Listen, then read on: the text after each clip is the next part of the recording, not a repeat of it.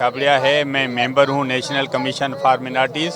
और मैं शुक्रिया अदा करता हूँ कि इमरान खान साहब ने ये कमीशन बनाई। लेकिन ये जो वाक़यात हमारे मुल्क में हो रहे हैं, अभी हमारी इमरान खान से मुलाकात भी हुई थी 12 तारीख को, उनमें भी उन्होंने स्पेशली इसका जिक्र किया था कि मुझे बड़ी तकलीफ़ है कि स्पेशली सिंध में ये फोर्स कन्वर्जन के इश्यूज़ हो रहे हैं। और मैं समझता हूँ कि ये जो आरजू का वाक़या है, एक 13 साल की बच्ची, जब हमारे मुल्क में एक पाबंदी लगी हुई है कि 18 साल से छोटा बच्चा वोट भी नहीं दे सकता, 18 साल से छोटा बच्चा को ड्राइविंग लाइसेंस भी नहीं मिलता, 18 साल से छोटा बच्चा वोट भी नहीं दे सकता, उसको सिम भी नहीं मिलती, तो एक 13 साल की बच्ची इतना बड़ा फैसला कैसे कर सकती है कि वो मज़हब तब्दील कर सकती है। तो मैं समझता हूँ एक चाइल्ड मैरिज लॉ भी बना हुआ है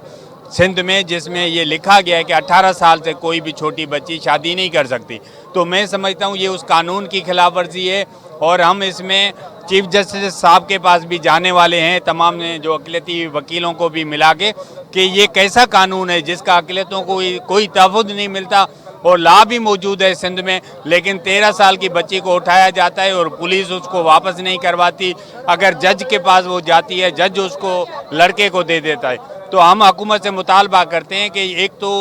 ये मौलवी जिसने निकाह पढ़ाया है, उसने कानूनी खिलाफ वर्जी की, उसको सज़ा मिलनी चाहिए, और जिस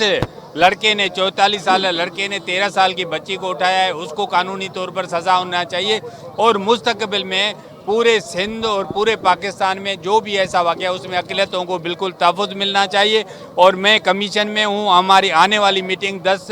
दिसंबर को ह्यूमन राइट्स डे पे इस्लामाबाद में है, मैं वहाँ भी ये इशू उठाऊँगा और हम इसको फोर्स कन्वर्जन को बंद करवाएंगे।